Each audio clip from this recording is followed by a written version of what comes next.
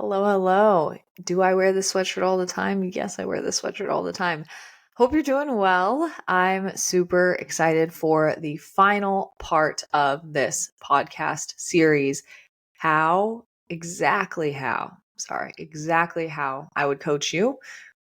Part 4 of 4 for the series. Still haven't found my tripod for my camera, so we're using the laptop. But where we left off with this last episode was how to know when you're done dieting. So we went through all the ways to adjust your macronutrients, your calories, what to look out for, how to track your progress, how to make sure you bust through plateaus and actually get to where you want to go. And then we have to know when we're done dieting. So we talked about the end date, the end state, and how to know when to switch gears. And left you on a cliffhanger because then what do you do when you switch gears? And this is where a lot of people make a really huge mistake of not having any sort of exit plan after the diet. And I just find it silly because we think that we'll get somewhere and then I ask, okay, so what are you going to do now that you've lost the weight? I'm just going to keep doing what I'm doing. Well, that, my friend, is the exact way to get yourself stuck in a very dangerous yo-yo diet cycle because what you're doing to lose fat is not what you need to keep doing to maintain it. In fact, the principle that we're going to be talking about in this episode, finishing everything off, is minimal effective dose and how you don't need to work as hard to maintain this stuff as you did to attain it. However, that is also something that can be misconstrued as I don't need to work at all to maintain. And that can also lead you down a dangerous path of just gaining all the way back and more. So if you've ever been someone who did a diet that maybe you lost weight faster than how we have approached it here, and maybe you lost the weight in a way that, you lost 20, 30 pounds in a couple months or more. And it was points, it was calories, it was restriction. And you were like just so done with it after you lost the weight that you were like, I'm just going to keep the habits. I'm going to keep doing that. And I'm just going to toss out this stupid app because I hate it. And I'll be fine. And little by little, you maintain the weight for a little bit, but you've thrown out the app and little habits start creeping in that you're not mindful or aware of. And over time, the scale starts creeping back up, or weekend after weekend, overindulging moment after moment, you start to see the weight pile back on. And then all of a sudden you blink and it's all back and then some. And this is a really common phenomena that happens because we did not build the foundations in the first place that help us understand what maintenance needs to look like from the get-go. So maintenance from the get-go for us and for our goals oftentimes looks like having certain non-negotiables in place, but most importantly, mindfulness, like not letting it get to the point where we blink and something has just totally gone in the opposite direction. We need to have mindfulness over where we're at and layers of self-accountability into the long run. And that is where we establish that mindfulness in the beginning, the awareness of our thoughts, our feelings, our actions, and ourselves. And then we build in the tactical accountability, the tangible accountability with the tracking the progress throughout the fat loss phase. And now as we're getting out of it, we need to figure out what do we keep and what do we get rid of, and how do we find a great balance long term so that you can be like, I can actually do this for good. And that's how we leave off our clients at PCC. So let's get into it. So I'm going to try to talk a little slower too, because last time I did this, I felt like I was like out of breath the whole time. And I don't want to feel that way. So when you're done dieting, the first step here is called a reverse diet. So a reverse diet is not reversing progress, but it is reversing the caloric intake and the step count and the cardio and the workouts that made the diet temporarily unsustainable. Because when you're in a fat loss phase, I'm not going to like joke with you and say that it's going to be a breeze and you're not going to feel like you're dieting the entire time. At the beginning, you definitely shouldn't feel like you're dieting.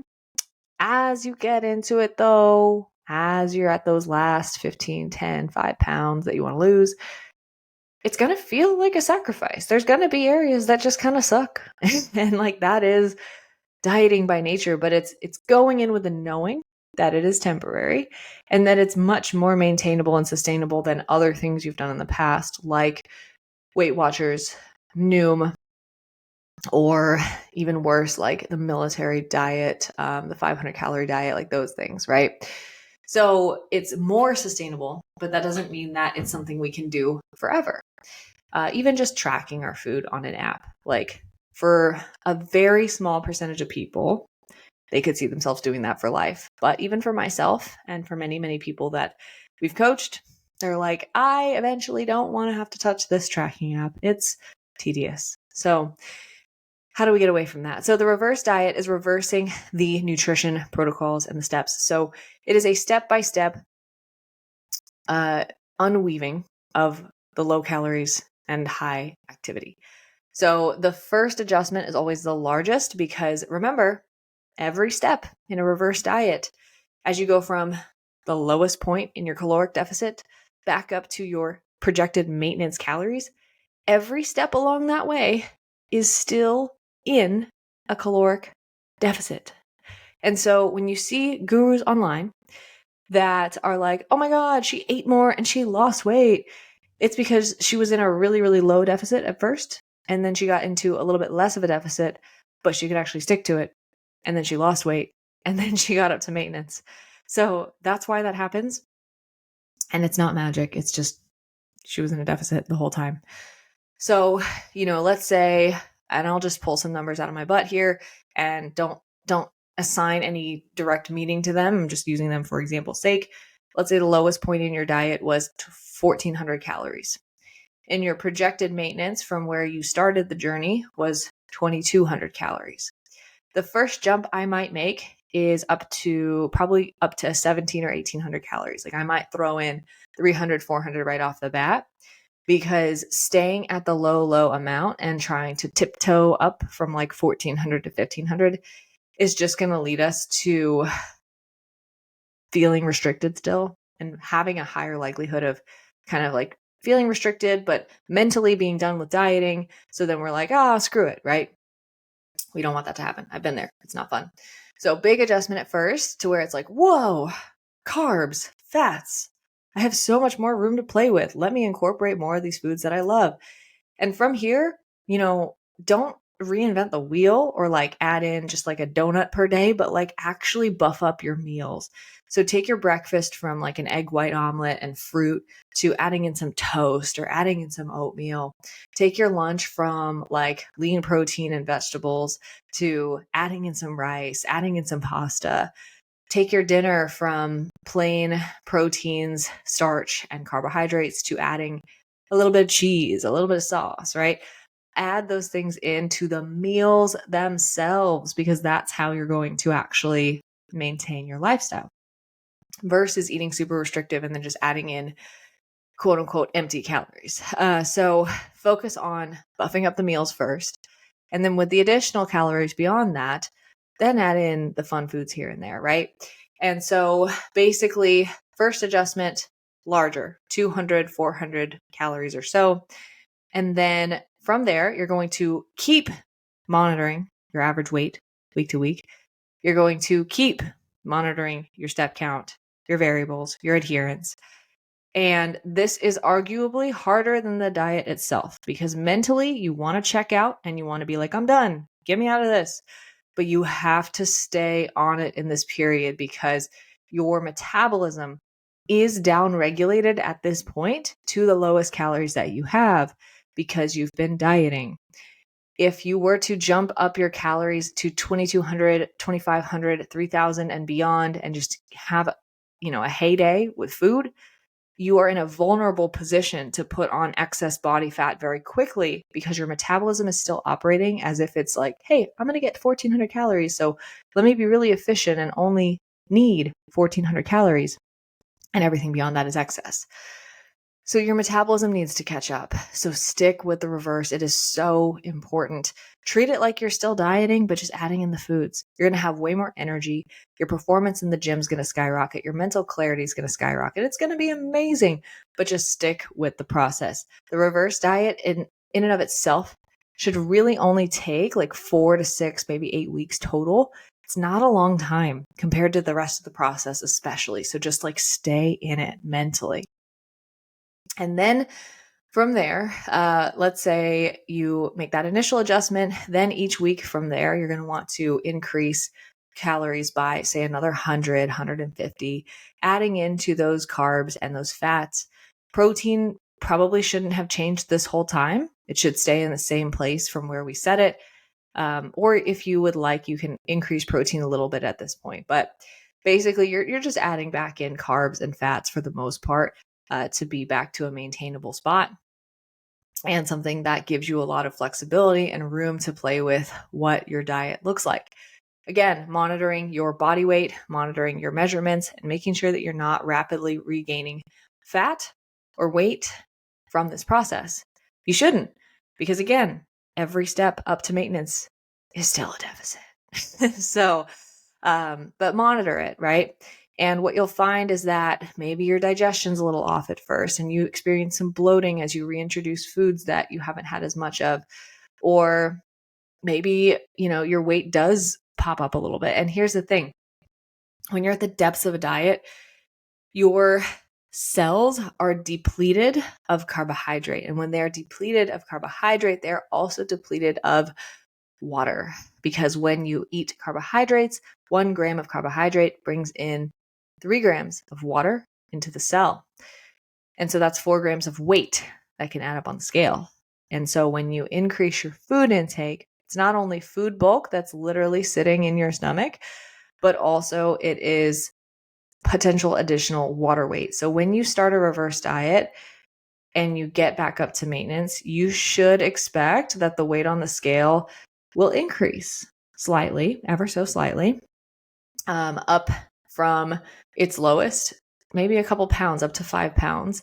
And that is not body fat. It is literally water and carbohydrate storing as glycogen, as useful fuel in your muscle cell, but it's going to reflect as weight on the scale. So it's tough because you're like, mentally, I want to stay at my lowest point, but it's not body fat. So just keep an eye on not only your weight, but your measurements to show that it's not body fat, right? Your waist measurement's not increasing all out of a sudden, and be able to monitor that. And then once you kind of see that initial increase, then you're going to be able to maintain within that range. So don't stress about that. But then you're stepping up your calories week after week, monitoring your weight, making sure it's not skyrocketing up, and bringing your calories back up to maintenance. Once you're at that maintenance, from there, we really just want to focus in on learning what that looks like. So food-wise, meals-wise, how much food is in our breakfast, lunch, dinner, how many calories kind of are each meal, what kinds of foods can we include, can we not include, and what kind of flexibility do we have? So, for example, for my typical weekly routine, I'm at maintenance right now, and I typically have a big bowl of oatmeal with lots of fruit, peanut butter for breakfast. When I was dieting, I could not have that whole serving. For lunch, I always have about 100 grams of rice added into my meal with a lean protein and vegetables. And then for dinner, I can have lean protein, vegetables, rice, but also I can add in a fat source like eggs or avocado or things like that. And then also have a snack at night. And then also a pre-workout snack. So like the amount that I can have added into those base meals really does go up for me when I'm at maintenance compared to in a diet. It might just be the breakfast, lean protein, vegetable starch, and like one protein-based nighttime snack, versus at maintenance, it's like I'm adding in the fats, I'm adding in the carbs, I'm adding in these things. So that's really where you want to buff up those meals and have a good skeleton for like, what does my day look like in this maintenance phase calorically? And that's when you can start weaning off of the app, is when you're at caloric maintenance, you know what your days look like. That's when you want to start playing with removing, say, the training wheels of always tracking everything. And so we'll kind of like flip flop with clients based on where they struggle. But like if you struggle with eyeballing portion sizes on a food scale, then start with removing the food scale, seeing how you do, or testing yourself kind of.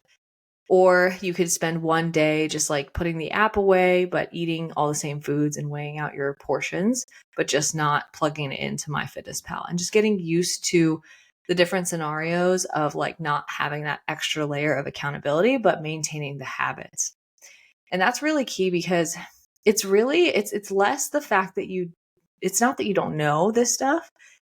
It's the psychological conditioning of, if it's not in MyFitnessPal, it doesn't count. Right? That's not how we want to live, because then if we throw out the app and we start eating like a free for all and we're like, it doesn't count. Well, what do you think is going to happen? You're going to gain the weight back.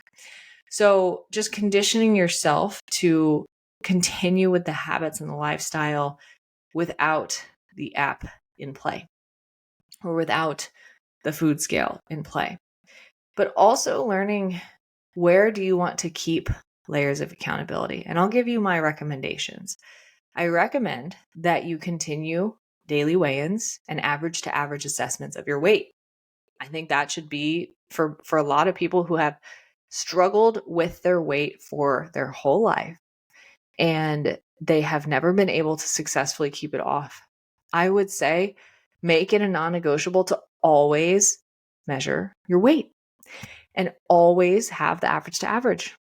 And while that might seem like a lot to some people, when you've gone through this whole process, it's really just kind of second nature. And there's also statistics that show that your overall weight maintenance long-term is affected by how often you weigh in. People that weigh in daily are ultimately more successful in the long run, because you wake up every day and you're facing the truth. You're not avoiding it. You're saying, if my weight is going up, I'm seeing it and I can do something about it now, versus ignoring it and shoving it under the rug before it's too late. And I would also recommend just keeping the food scale around.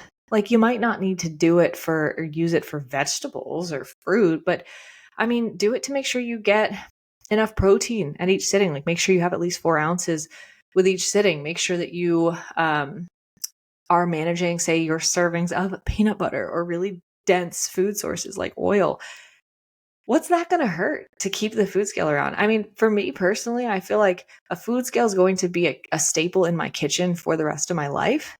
And that doesn't mean that I'm going to be slaving over macronutrient tracking for the rest of my life. But like, am I going to check myself? Absolutely. Because I know that when I put that thing away, I will try to abuse it.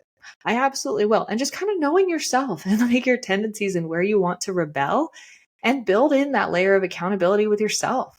And that's okay. So don't look at Instagram and be like, oh, I have to completely intuitively eat because this influencer said to. Like, just figure out where you struggle and put in the layers of accountability and support for yourself that you need. And ultimately just find the non-negotiables of what does your day and your life need to look like for you to maintain this. For a lot of people, that's a step count between 6,000 and 8,000 steps per day and not letting it just sink below the 5,000 step range. It's making sure to maintain a good caloric intake, and maybe once a month, once every couple of weeks, pulling out MyFitnessPal and tracking a day just to make sure you're still on par with your protein intake, with your caloric intake, with the meals that you're eating. Having lots of fruits and vegetables and healthy food sources, and just managing our emotional coping responses to stress. And are we turning to food, or are we turning to other outlets? Do we have exercise as a regular part of our routine?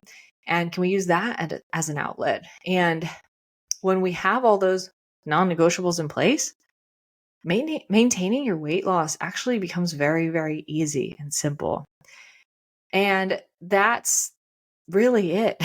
And the only thing beyond that is ultimately really, really important is the difference between kind of going on autopilot versus next level. And I've coined this phase beyond weight maintenance as autopilot. And I almost want to change the name because autopilot implies that we're not thinking about it.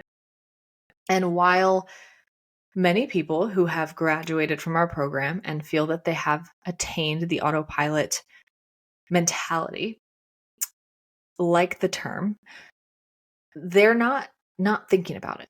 So they're saying, I don't feel like I'm thinking about it in the sense of worry, in the sense of freaking out when the scale goes up, in the sense of constantly researching on Pinterest, TikTok, and Instagram because I don't know what I'm doing.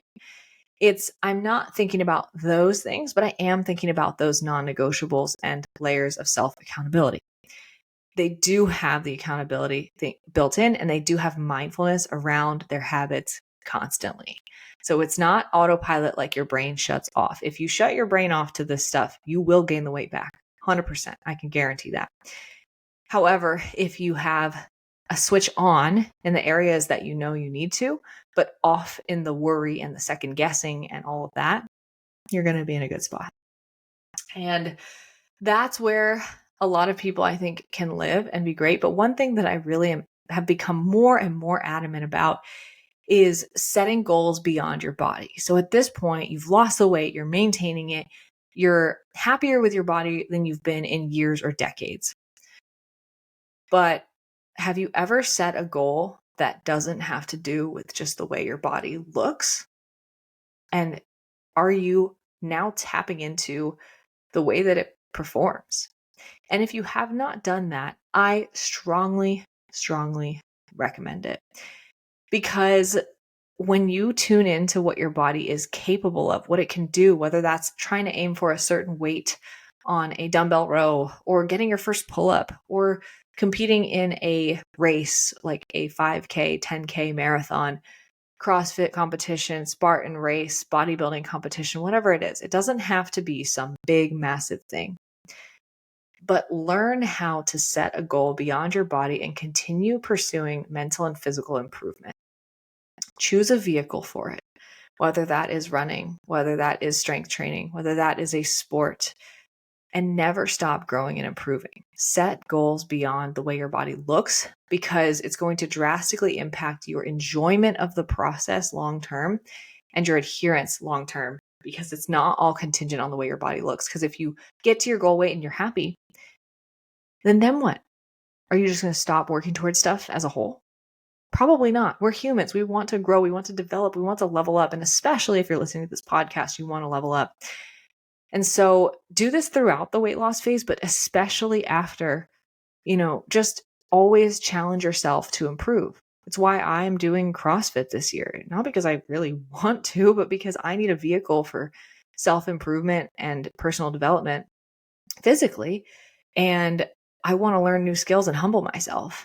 And it keeps me engaged with the gym. It keeps me looking forward to my sessions. It keeps me enjoying the process and looking forward rather than being scared to gain weight back or something like that. So if you are somebody who has struggled with weight maintenance in the past, think about what are those next level goals? How do you want to challenge the way that your body can function and what it's capable of beyond weight loss? Because I promise you, when you get there, you're going to want to have those goals in place. So just start thinking about it now, plant the seed, start looking around, and it, again, big or small, but it's worth it.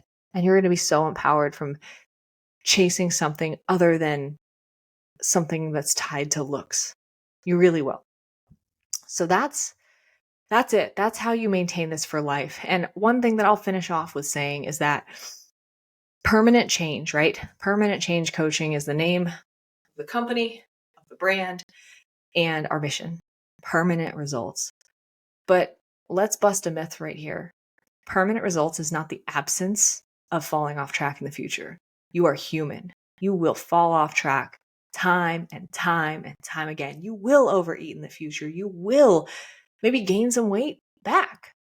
But permanent progress is the ability to catch that before it's too late, or just bring yourself back to baseline, bring yourself back to where you want to be because you have the tools, you have the knowledge, you have the skills, and you're empowered in that process to be able to always bring yourself back to a place where you feel confident because you know this stuff and you know your body and you know yourself and you never stop improving. So that's it. That's the episode. That's the series of exactly how I coach you. I hope that there were a lot of really good nuggets in here for you. I feel like I really laid it all out. There's nothing that I feel like I gate kept or kept from you. And if you'd like any resources that go along with these trainings, I would absolutely be happy to share. So just let me know. But I'm looking forward to feedback from the series. Again, let me know if you listened and you found it helpful. And I will see you back here next week for a different and new episode. Thanks.